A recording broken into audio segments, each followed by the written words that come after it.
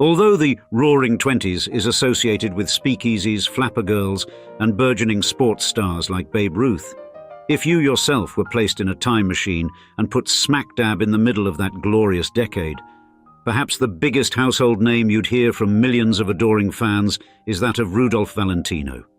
Indeed, this Italian-American actor became the quintessential heartthrob of the silent film era, whose meteoric rise to stardom was as dramatic as his on-screen personas.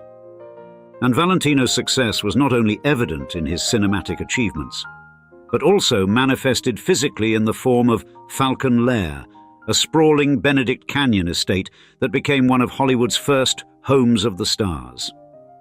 In its prime, Falcon Lair served as the ultimate symbol of Valentino's success, hosting the who's who of Tinseltown on its iconic grounds, and representing the glamour and opulence that characterized Hollywood's golden age.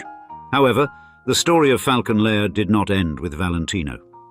This majestic estate later became the property of Doris Duke, the legendary billionaire heiress who cherished the home, adding major additions and even passing away within its walls in 1993.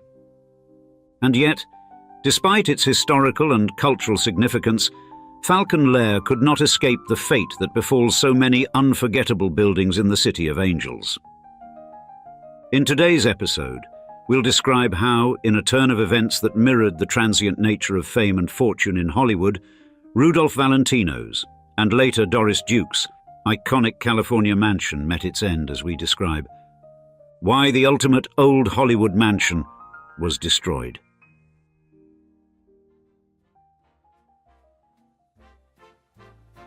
In 1925, Rudolph Valentino, the silent film luminary, whose cinematic magnetism ensnared the hearts of millions, acquired the Falcon Lair estate, set against the lush backdrop of Benedict Canyon in Bel Air, Los Angeles.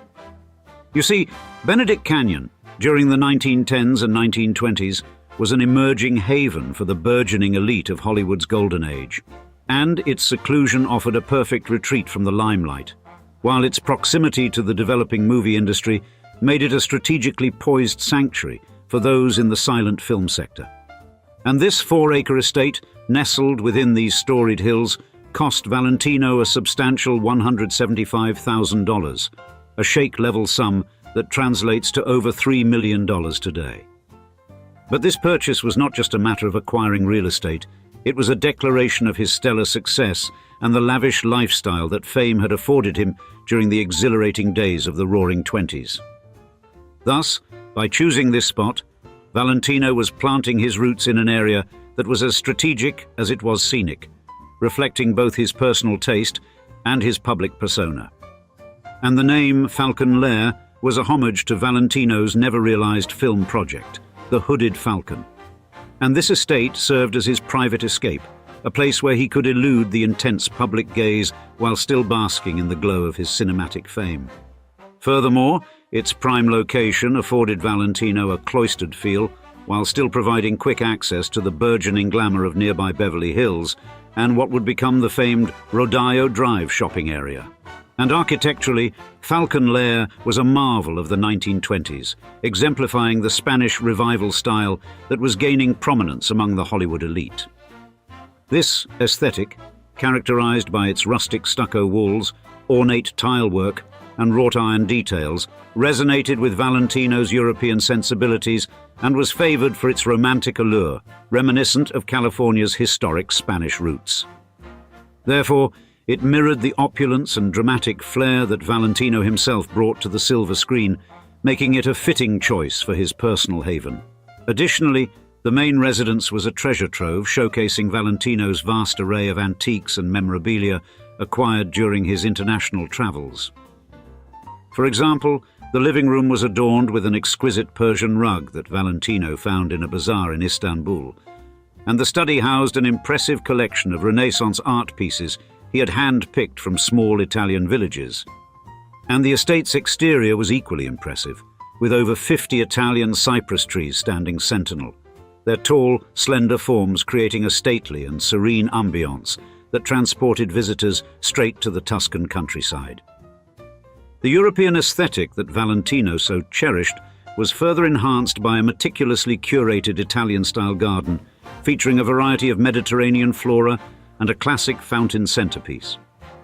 This landscape design not only beautified the estate, but also served as a personal sanctuary where Valentino could unwind amidst the natural beauty that echoed his Italian heritage. And even better for Valentino, his fervor for horses was evident in the estate's layout, which included stables for his 4 Arabian horses. It was thus not uncommon to see the film star indulging in his equestrian passion, taking morning rides across his vast domain. But the property did not stop at lavish living spaces. It also featured a variety of extravagant additions. Notably, a 3-bay garage was later transformed by a subsequent owner, Doris Duke, into a chic 3-bedroom guest house, complete with a pool pavilion. Additionally, the estate hid a mysterious basement filled with a tangle of electrical wires and switches unearthed by actor Harry Carey during his tenure at the residence. Therefore, Falcon Lair was a fortress of solitude and splendor that perfectly encapsulated Valentino's and later Doris Duke's affluence and seemingly unending ability to attract wealth and prestige. And yet, unlike the billionaire heiress who would later call this Hollywood mansion home, Rudolph Valentino did not grow up with a silver spoon, or even a copper one, in his mouth.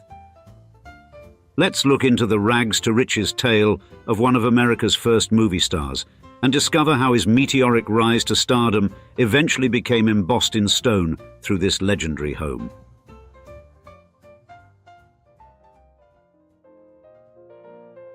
Born in 1895 under modest circumstances in the Italian town of Castellaneta, Rudolph Valentino's ascent to Hollywood fame is a classic American tale of stardom.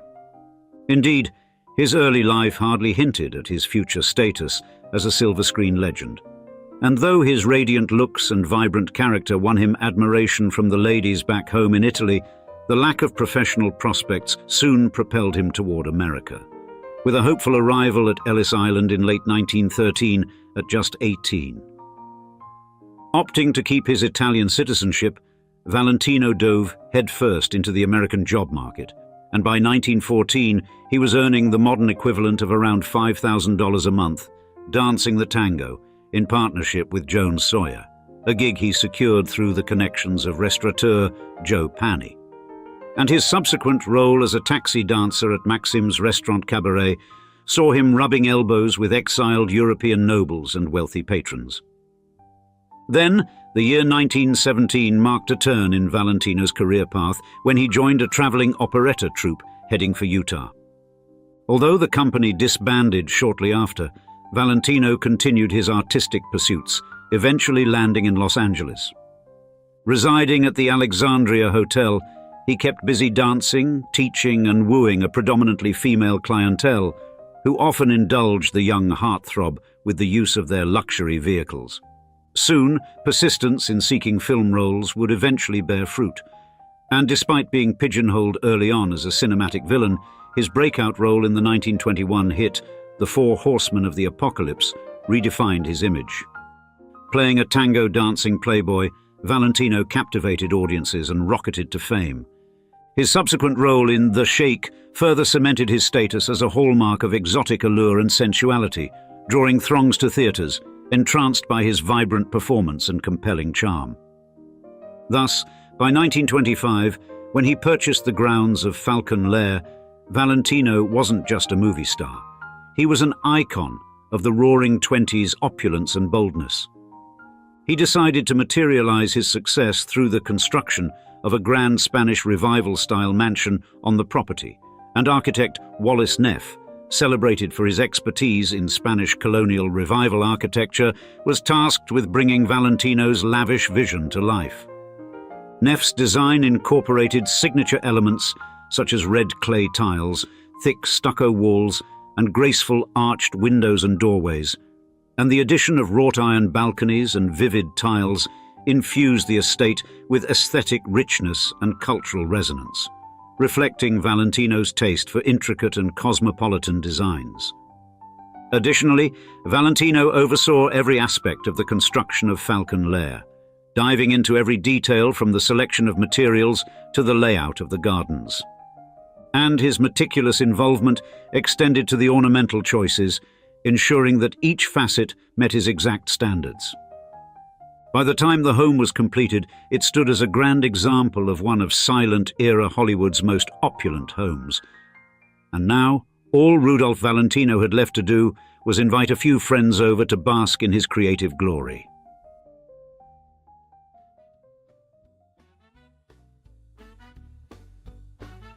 Rudolph Valentino's mornings at Falcon Lair typically kicked off with a spirited gallop across the estate's sprawling grounds atop one of his prized Arabian horses. Here, the silent film icon found his bliss in the saddle, a respite nestled, oops, make that comfortably placed, among the lush landscapes of his grand estate. After dismounting, Valentino would retreat to his study, a sanctuary where he indulged his eclectic tastes, ranging from literature to the fine-tuning of his enviable collection of luxury cars parked in his expansive three-car garage. But Valentino, despite Falcon Lair's seemingly out-of-the-way location, never quite vanished from the limelight. Instead, he transformed his home into a hub for Hollywood's elite, hosting dinners and soirees that quickly became must-attend events. The buzz surrounding these gatherings would echo through Tinseltown, with guests frequently left awestruck by the sheer opulence of the venue and Valentino's consummate charm. It was these grandiose parties that drew a glittering crowd, from silver screen legends to the financial titans of the West Coast, all eager for a taste of Valentino's famed hospitality. And yet, within a year of the home's grand opening, tragedy struck on a seemingly ordinary day on the 15th of August 1926, when Valentino was suddenly overcome by severe abdominal pain at Manhattan's Hotel Ambassador. Rushed to the New York Polyclinic Hospital, he was diagnosed with appendicitis and gastric ulcers, a condition that would later bear his name, Valentino's syndrome. Despite a swift surgical response, complications ensued, and by August 18th, the outlook seemed hopeful. Yet within days, his condition regressed dramatically, leading to his untimely demise on August 23rd at the tender age of 31. Now Valentino's passing prompted an outpouring of public grief rarely seen. An estimated 100,000 people thronged the streets of Manhattan, their collective sorrow marking the profound impact Valentino had on his fans and the film industry alike.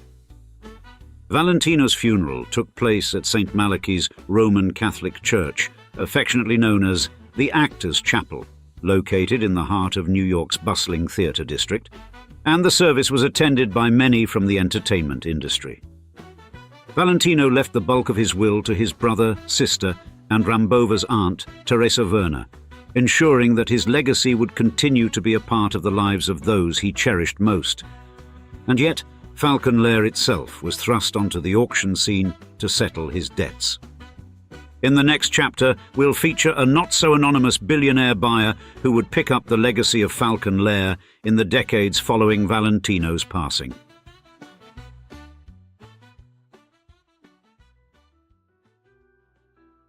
Following Valentino's passing in 1926, Falcon Lair itself morphed into a realm of grief and intrigue. A flamboyant South American playboy erected a garden monument in the 1930s, adding a touch of sentimental gravitas to the estate. Then, the 1940s saw the mansion change hands multiple times until tobacco heiress Doris Duke acquired it in 1953, introduced to the property by none other than actress Gloria Swanson.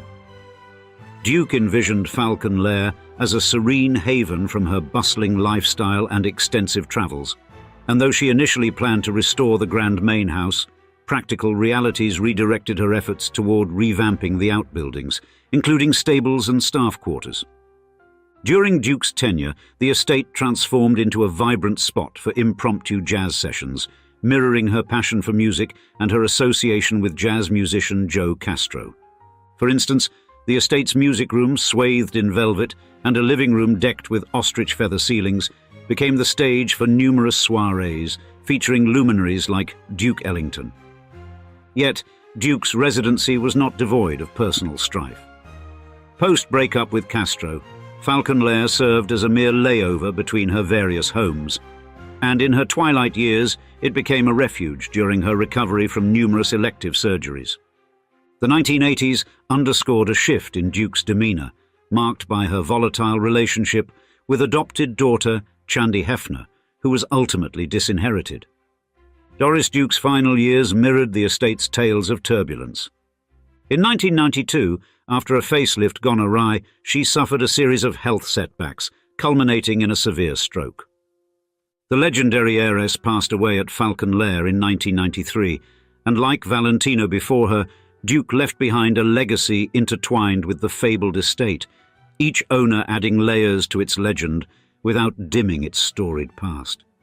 And yet, although this Hollywood mansion had all of the trappings of a living piece of history, legendary stars, billionaire heiresses passing away within its walls, and public support.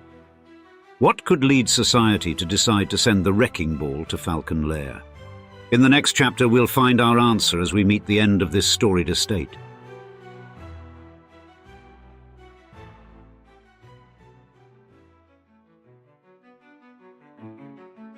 During the late 1990s and early 2000s, Falcon Lair, the famed estate that once hosted Hollywood's glitterati, found itself teetering on the brink of obscurity.